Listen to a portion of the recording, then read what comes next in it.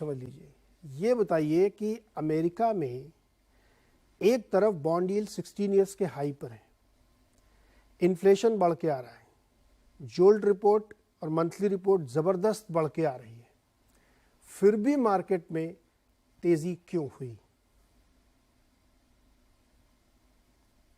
हाँ। तो अच्छा नीरज जी, एक तो आपको, अरुण जी को और सुनील सर को गुड मॉर्निंग, नमस्कार, गुड इवनिंग एक्चुअली। अच्छा नीरज जी, ये सवाल तो आपने बड़ा पेचीदा सा सवाल पूछा है और इसका कोई बहुत डायरेक्ट आंसर नहीं है। But actually market should have gone down, right, जो वो अब कोशिश कर रहा है।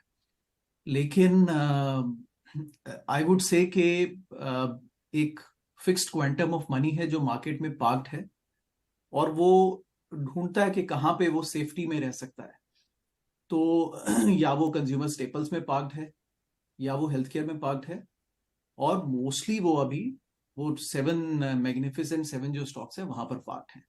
आपको इंडेक्स लेवल पे तो तेजी दिख रही है नीरज जी, लेकिन एक्चुअली जो मार्केट में आप अगर बाकी मार्केट को देखें 7 स्टॉक्स को छोड़ के, तो उनके मल्टीपल रीजनेबल लेवल पर आ चुके हैं, 17x पर ऑलरेडी हैं। और अब वो 17 से नीचे तभी जाएंगे जब एक्चुअली रिसेशन आता है। यहाँ पर आपका दूसरा पॉइंट जुड़ता है नीरज कि मार्केट ये देख रहा है अब तक, और देखिए ये न्यू रियलिटी है। हमारा जो पिछले साल 2022 में जो डिप हुआ, और एटलीस्ट तकरीबन 2 बार हुआ, एक यूक्रेन वॉर के बीच में हुआ, फिर एक बार जून में डिप हुआ, और फिर अक्टूबर में एक डिप हुआ जो तकरीबन अभी बॉटम बना हुआ है। वो इसलिए हुआ क्योंकि अर्निंग्स रिवीजन हो गए, क्योंकि फेड उस समय रेट हाइक साइकिल में चल रहा था। नाउ इन्वेस्टमेंट बैंकर्स हैं, सबने प्रोजेक्शंस दिए कि देखिए अर्निंग्स डाउन हो जाएंगी, तो मार्केट्स डाउन हुआ है। देन ग्रेजुअली दे रियलाइज कि अर्निंग्स तो गिर नहीं रही है, और वो सेफ्टी स्टॉक्स में पार्क हो गए, जहां पर जिन इन 7 कंपनीज के पास में कोई डेट नहीं है। मैं जो 7 कंपनीज की बात करूं, they are all these big technology companies, Google, Apple, Meta, these companies. तो तकरीबन इन्होंने भी इंडेक्स को संभाल के रखा। इस समय मार्केट ये कह रहा है नीरज, फाइनल नैरेटिव ये है कि चलिए फेडरल रिजर्व 25 बेसिस पॉइंट और बढ़ा लेगा, बट तकरीबन वो ये कह रहे हैं कि अब वो एक रेस्ट्रिक्टिव जोन में पहुंच गए हैं और इकोनॉमी तो सस्टेन कर चुकी है, तो कोई लेबर मार्केट में भी कोई चैलेंज नहीं दिख रहा है। तो देन फिर क्या इस बात का क्या सेंस है कि हम मार्केट्स में सेल ऑफ आए? तो ये एक ब्रॉड नैरेटिव है नीरज, जो मार्केट्स को गिरने नहीं दे रहा है। बट इसमें भी दो सच हैं। एक सच ये है कि कुछ स्टॉक्स ने होल्ड किया हुआ है, बाकी मार्केट रीजनेबल है, जहां पर हम खरीदारी भी कर रहे हैं नीरज, और पोजीशंस बना रहे हैं, because we churn it every 2-3 years। Second reality Neeraj ये है, और इस पर हमें चर्चा करना। या प्लीज कंटिन्यू करें। नीरज, जिस पे सेकंड रियलिटी है, जिस पर हमें एक चर्चा करनी पड़ेगी और करनी चाहिए, और वो ये है कि देखिए यूएस गवर्नमेंट का तकरीबन 80% of the revenue it collects, right, करीब 6 ट्रिलियन का उसका बजट होता है, वो 4.5 ट्रिलियन का रेवेन्यू कलेक्शन होता है, 1.5 ट्रिलियन का डेफिसिट चल रहा है। एम्प्लॉयमेंट मार्केट इतना हॉट है, तब भी वो 1.5 ट्रिलियन का deficit, which is 6.6% of GDP. तो देखिए, दुनिया को हम प्रोफेस करते हैं कि डेफिसिट कम होना चाहिए, खुद 6.5% का डेफिसिट है। चर्चा यहां पर नहीं है, चर्चा ये है कि वो उनका जो 80% और अबाउट, अगर बजट का कह लें तो अबाउट 60 से 65% वो फिक्स्ड एक्सपेंसेस है, आप उसको टच नहीं कर सकते, क्योंकि वो एंटाइटलमेंट प्रोग्राम्स में सेटल है। तो या तो उन प्रोग्राम्स की पॉलिसी चेंज कीजिए कि देखिए हम ये सब प्रोग्राम्स अब नहीं रन करेंगे, अदरवाइज इट इज फ्रोजन। और वो कम नहीं होता तो गवर्नमेंट के पास बजट ही बहुत कम है, और specially now because defence budget is about 850 to 900 billion, और इंटरेस्ट का बर्डन अभी 600 to 700 बिलियन के आसपास पहुंच रहा है। No, in this scenario Neeraj, ये डेफिसिट कम होता नहीं दिख रहा, और यहां पर आपका जवाब आता है नीरज कि बॉन्ड मार्केट क्यों अब यील्ड ज्यादा मांग रहा है। वो इसलिए मांग रहा है क्योंकि दे डोंट सी कि ये डेफिसिट कम होगा, और अगर इस किस्म का डेफिसिट यूएस गवर्नमेंट में चलेगा तो फिर बॉन्ड यील्ड्स को बढ़ना होगा। तकरीबन अंदाजा ये है, और काफी दिग्गज इस पर नजरिया बना रहे हैं कि 5% के आसपास तो बॉन्ड यील्ड 10% का 5 से 5.5 के बीच में हो सकता है। तो ये लॉन्ग टर्म ट्रेंड है नीरज, ये एकदम से प्ले आउट नहीं हो रहा है, बट ये ग्रेजुअली प्ले नहीं आउट अनुराग, हो रहा है। इसमें एक और ये देखिए, बहुत इंपॉर्टेंट चीज़ आपने जो रखी, मैं उस पर एड ऑन करके क्वेश्चन रखता हूँ। देखिए, आपके यहाँ की बॉन्ड यील्ड 5.25 पौने 6 के बीच में हवर कर रही है, और ये एक माहौल बना हुआ है कि शायद इससे ऊपर जाएगी। आपने सही कहा कि $1.5 ट्रिलियन का आपका जो फिस्कल डेफिसिट है वो लगभग $2 ट्रिलियन या तो हो चुका होगा या किसी दिन जब फिगर आएगा तो हमको दिखेगा।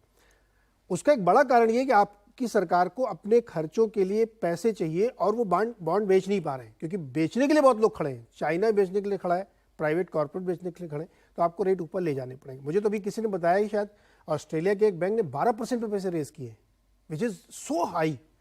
तो अगर ये परिस्थिति बन रही है तब भी मार्केट को ये लगता है कि नहीं रुक जाए, मान लीजिए एक परिस्थिति बनती है कि नहीं बढ़ेंगे, आप पॉज ही ले लेते हैं चलो, तब भी क्या आपको लगता है कि यूएस का इकोनॉमी इतने हाई इंटरेस्ट रेट पे लंबे समय तक चलेगी? जो longer for higher for longer बोलते रहते हैं, उस पर तो सस्टेन करना बड़ा मुश्किल हो जाएगा। तो अच्छा, इसके दो जवाब करते हैं नीरज। हायर फॉर लॉन्गर का नजरिया ये है, और ये भी एक अच्छा पॉइंट आपने छेड़ा, मैं इस पर भी बात लाना चाहता था। ये आपका, हम इस सिनेरियो में है जब आपका फिजिकल पॉलिसी और मॉनेटरी पॉलिसी कॉन्फ्लिक्टिंग है नीरज। अब कॉन्स्टेंटली फेडरल रिजर्व को हेल्प होती है अगर ये डेफिसिट कम करते, स्पेंडिंग कम करते, लेकिन ये इस समय पर आया है। उसके डिटेल्स पे जा सकते हैं अल्टीमेटली कि क्यों बजट वो कम नहीं कर पा रहे हैं, बिकॉज बट अल्टीमेटली अगर फिजिकल पॉलिसी मॉनेटरी पॉलिसी से कॉन्फ्लिक्ट करती है तो फिर इट इज लाइक कि आप एक कार चला रहे हैं जिसमें एक्सीलेटर भी फुल है और ब्रेक भी लगा रहे हैं आप। तो फेडरल रिजर्व ब्रेक लगा रहा है और गवर्नमेंट जो है फुल एक्सीलेटर पे चल रही है। और ये this is where higher for longer narrative comes in Neeraj, के वो इसलिए रहेगा क्योंकि फेडरल रिजर्व को पता है कि वो जैसे ही रेट गिराएगा इकोनॉमी सो ओवरहीटेड के वापस से इन्फ्लेशन आ जाएगा और गवर्नमेंट की स्पेंडिंग कम हो नहीं रही है। तो वो फेडरल रिजर्व ऑफिसर्स और चेयर पावेल भी बचते हैं इस बात से कि देखिए हमारी पॉलिसी नहीं है, हम उस पर कमेंट नहीं करेंगे, बट रियलिटी यही है। अच्छा, अब गवर्नमेंट क्यों नहीं कर रही है नीरज? ये थोड़ा कॉम्प्लिकेटेड है, इतना आसानी से सॉल्व होता नहीं दिख रहा है, बिकॉज अल्टीमेटली ये वो पुराने प्रोमिसेस हैं, सोशल सिक्योरिटी और मेडिकेयर मेडिकेड जो है वो हेल्थ केयर को डील करते हैं। सोशल सिक्योरिटी वो आपका एक तरह से एम्प्लॉइज जब कंट्रीब्यूट करते हैं उनको एक पेंशन की फॉर्म में बाद में मिलता है। तो ये अब तक सेल्फ फंडेड चल रहे थे, लेकिन अब जैसे वो बेबी बूमर्स रिटायर हो रहे हैं, ये नंबर बड़ा जल्दी बढ़ रहा है। तो ये करीब 3-3.5 से करीब अब ये this number is gone up by about 20-30% in the last 2-3 years, और ये नंबर बढ़ता जाएगा। अब इसमें गवर्नमेंट कुछ एलोकेट नहीं कर रही है, बस just because more people are retiring वो सोशल सिक्योरिटी कंट्रीब्यूशन बढ़ रहा है। अब इसको काटने के लिए पॉलिसी चाहिए, वो अभी 2024 से पहले तो आएगी नहीं Neeraj. So that is the difficulty Neeraj, and I understand China बेच रहा है। देखिए चाइना का 1.2 ट्रिलियन से अबाउट 800 बिलियन पे आ गया पिछले 2-3 साल में उनका ट्रेजरी होल्डिंग्स।